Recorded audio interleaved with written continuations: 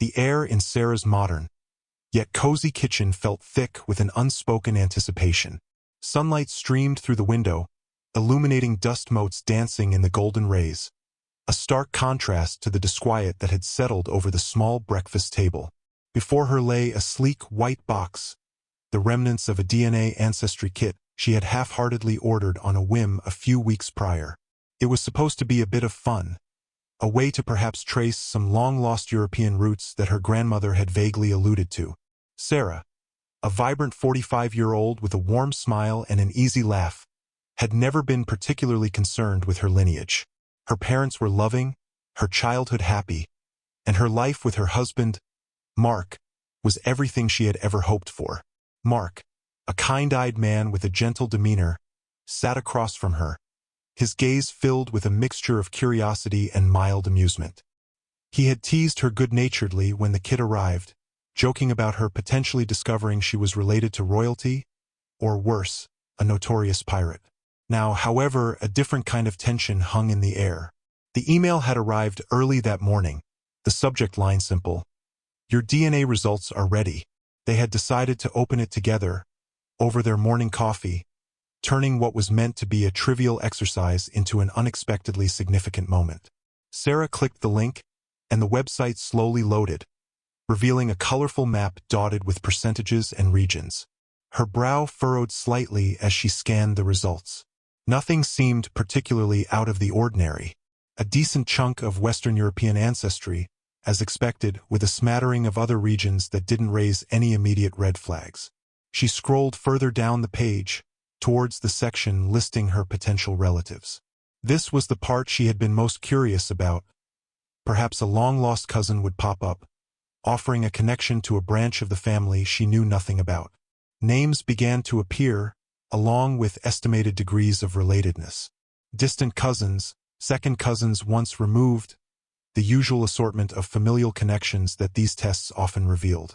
Sarah scanned the list, a small smile playing on her lips. It was interesting, if not exactly groundbreaking. And then she saw it. A name, followed by the label, first cousin. Her smile faltered. First cousin? That was odd. She knew her first cousins. There were Michael and Emily on her mother's side, and David on her father's. She was certain of it. This name was unfamiliar. "Look at this mark," she said, pointing to the screen with a bemused expression. "Apparently, I have a first cousin I've never heard of." Mark leaned closer, his initial amusement fading as he read the name. "That's strange," he agreed. "Are you sure it's not a mistake?" They both knew that these tests weren't always perfectly accurate, but first cousin was a pretty close relationship. It wasn't like a distant relative where errors could easily occur. Sarah clicked on the profile, hoping to find more information, perhaps a shared ancestor that would explain the connection. The profile was sparse, with no photo and limited details. However, there was one piece of information that made Sarah's blood run cold. The name of the individual was a surname she recognized all too well. It was her own maiden name. "This can't be right," she whispered, her voice barely audible. "This person. They share my last name before I married you." Mark's eyes widened in disbelief. "But how is that possible? A first cousin with your maiden name? That would mean their parent would have to be your parent's sibling. We would know if your parents had another sibling we didn't know about, right?" A knot of unease began to tighten in Sarah's stomach. Her parents had both passed away several years ago, her mother after a long battle with illness, and her father unexpectedly from a heart attack. While they were alive, they had always been open about their families, sharing stories and memories. There had never been any mention of a long-lost sibling on either side. Driven by a growing sense of dread, Sarah delved deeper into the website, searching for any shared DNA markers, any clues that could explain this impossible connection. The results were stark and undeniable. The amount of shared DNA was consistent with a first-cousin relationship, but the implications were staggering. If this person was truly her first cousin and shared her maiden name, it could only mean one thing. One of her parents had a sibling that no one had ever spoken of, a secret kept hidden for decades. The comfortable familiarity of their kitchen seemed to dissolve around them, replaced by a chilling sense of the unknown. Sarah felt a sudden disconnect from the life she had always known, as if a fundamental truth about her own identity was being questioned. Who were her parents, really? What other secrets had they kept hidden? The simple act of spitting into a tube had unleashed a Pandora's box of questions, and Sarah knew, with a certainty that resonated deep within her bones, that her life would never be the same. The sunlight streaming through the window now seemed less inviting, casting long, ominous shadows across the room, mirroring the darkness that was beginning to creep into Sarah's heart. This was more than just an unexpected relative. This felt like the unraveling of everything she thought she knew. The days that followed were a blur of anxious thoughts and restless nights.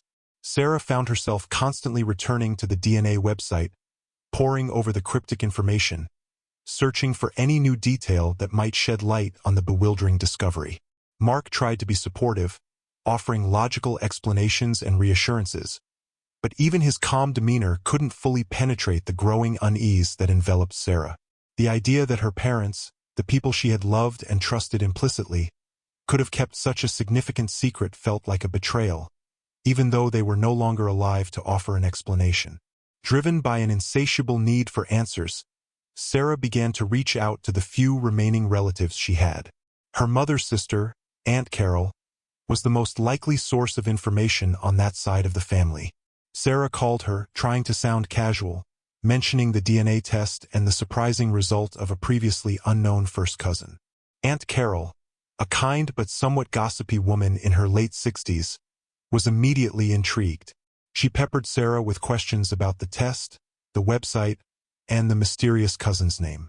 When Sarah finally revealed the shared maiden name, there was a long pause on the other end of the line. "That's a very strange, dear," Aunt Carol said slowly, her usual cheerful tone replaced by a note of bewilderment.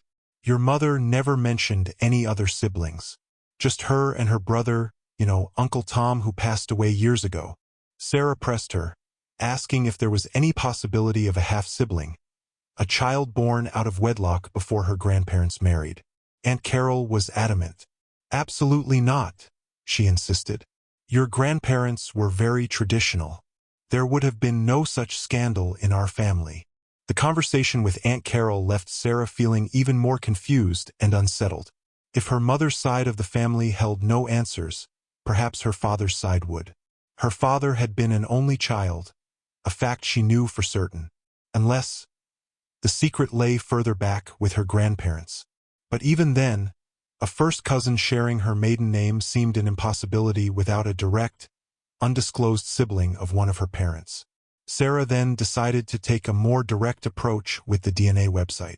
She sent a message to the mysterious first cousin, cautiously introducing herself and expressing her surprise at the close relationship indicated by the test. She kept the message vague, not wanting to reveal too much before understanding the situation better. Days turned into a week, and there was no response. The silence was deafening, amplifying Sarah's anxiety. Meanwhile, Mark, ever the pragmatist, suggested that there might be an error in the DNA testing or the website's algorithms. He researched the company, looking for reviews and information about accuracy. While the tests were generally considered reliable, errors, though rare, could occur. However, the specific markers and the high percentage of shared DNA in Sarah's case pointed strongly towards a close familial relationship. One evening, while sifting through old family photographs, Sarah stumbled upon a box of her mother's belongings that she hadn't looked through in years. Inside, nestled among faded letters and trinkets, was a small, locked wooden box. Sarah didn't recognize it. Her mother had never mentioned it. Curiosity piqued. She tried to open it, but the lock held firm. Mark, skilled with small tools, managed to carefully pick the lock. Inside, they found a collection of old photographs, some dating back decades, and a small stack of letters tied with a faded ribbon.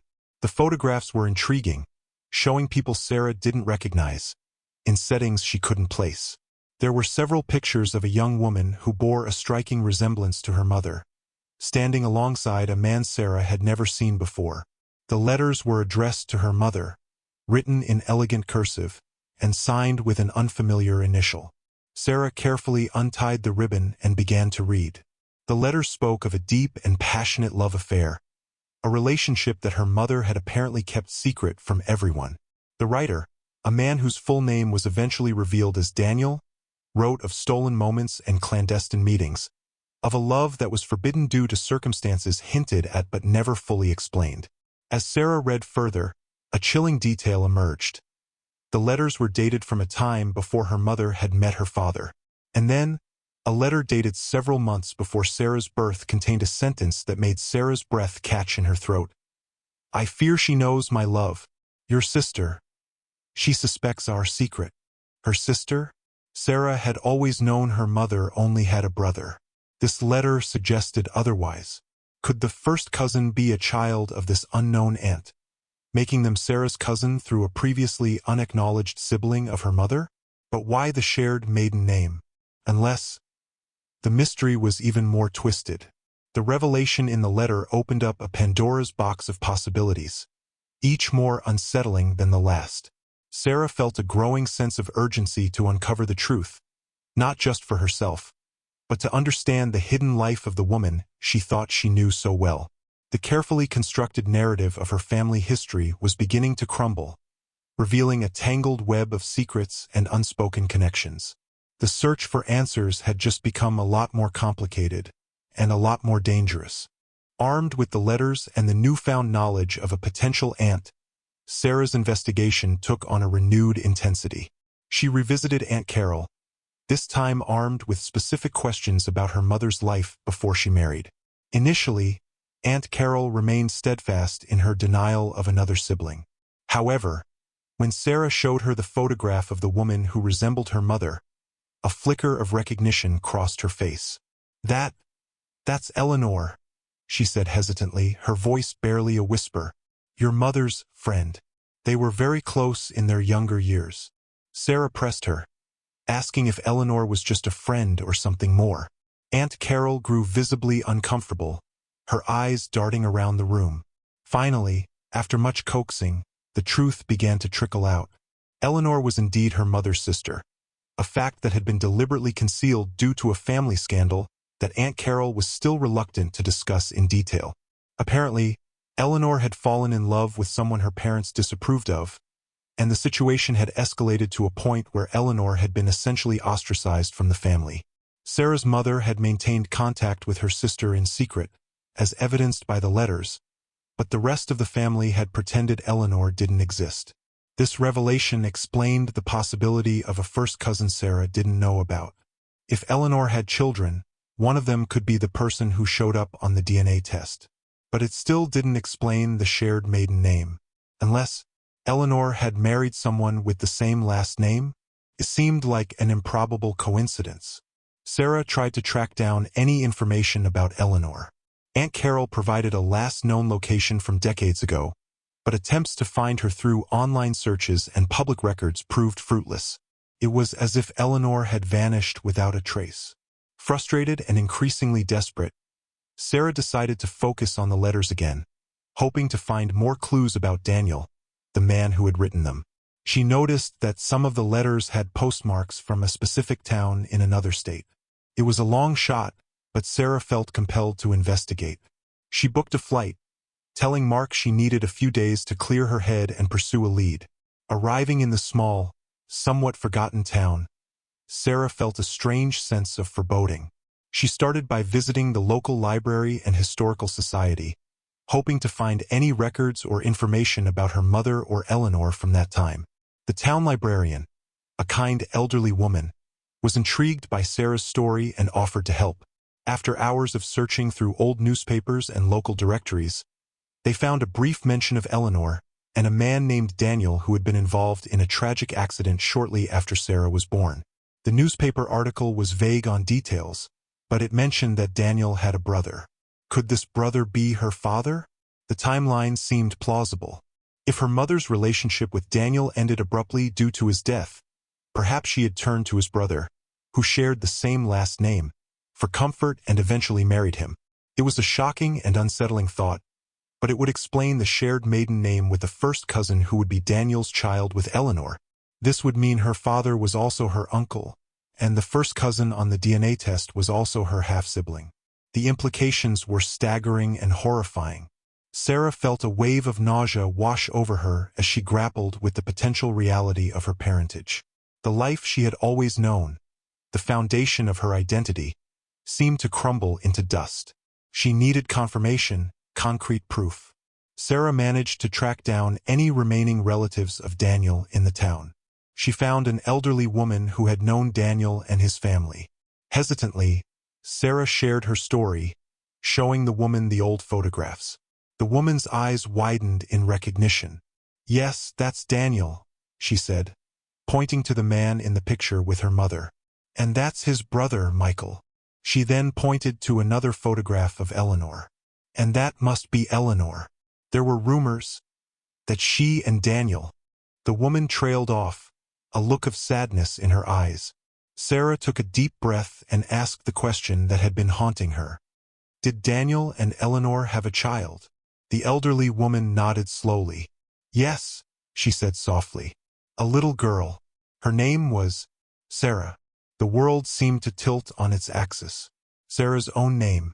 The pieces clicked into place with a sickening finality. Her mother had been in a relationship with Daniel, and Eleanor, her mother's sister, had also been involved with him. The first cousin on the DNA test, the one with her maiden name, was Eleanor and Daniel's daughter, her half-sister. And if the elderly woman's identification of Daniel's brother as Michael was correct, then Michael, her father, was also her uncle. The DNA test hadn't just revealed a cousin. It had unearthed a devastating truth about her own origins, a web of intertwined relationships and tragic secrets that had been carefully hidden for decades. The idyllic picture of her family had been shattered, replaced by a distorted reflection of betrayal, loss, and a profound sense of being fundamentally untethered. The truth was far more twisted and painful than she could have ever imagined. The return flight felt like a descent into a nightmare. Sarah sat numbly, the horrifying revelations echoing in her mind. How could her life have been built on such a foundation of deceit?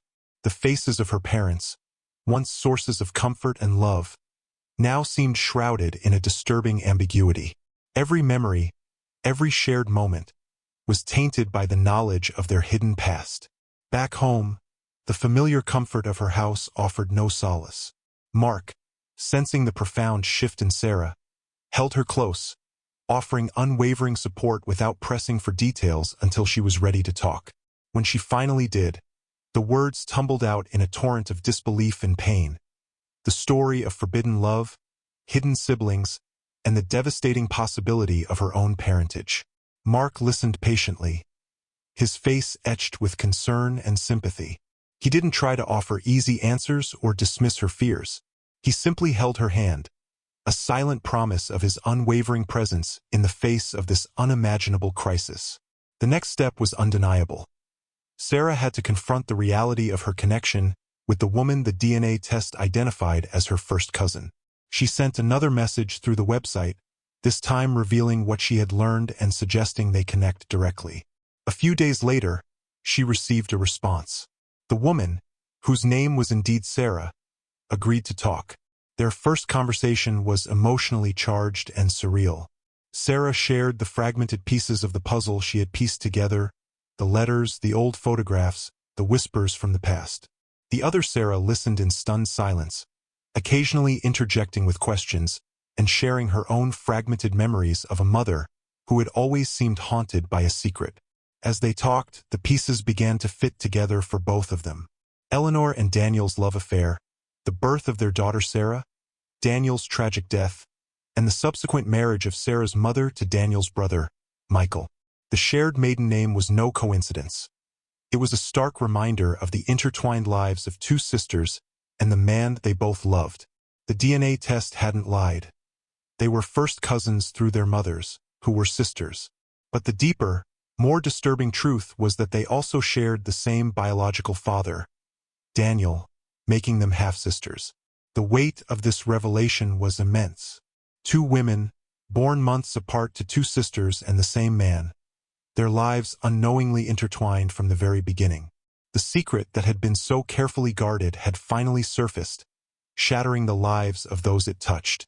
In the aftermath, Sarah and her half-sister began to build a fragile connection. They shared stories of their mothers, piecing together the lives of the sisters who had loved and lost and kept such profound secrets. It was a painful but necessary process, a way to understand their shared history and the complex legacy they had inherited. The revelation about her father being her uncle remained a heavy burden for Sarah. It cast a dark shadow over her childhood memories and her understanding of her own identity. While she couldn't change the past, she could choose how to move forward.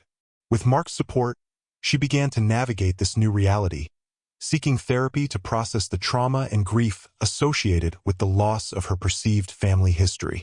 The story doesn't have a neat, tied-up ending. The scars of the past run deep, and the relationships forever altered. There was no dramatic confrontation with deceased parents, no easy forgiveness. Instead, there was the quiet work of acceptance, the slow process of redefining family, and the difficult journey of understanding oneself in the light of such a shocking truth. The DNA test, meant as a light-hearted exploration of ancestry, had instead unearthed a dark and complex family secret, forever changing Sarah's life. It served as a stark reminder that beneath the surface of seemingly ordinary lives can lie extraordinary and often painful truths, waiting to be uncovered. Thank you for watching this story. If you found it as gripping and thought-provoking as we did, please give this video a like and subscribe to our channel for more incredible stories. Don't forget to hit the notification bell so you don't miss our next upload. We always love to hear your thoughts, so please share your reactions and theories in the comments below. Your support helps us bring more compelling narratives to light.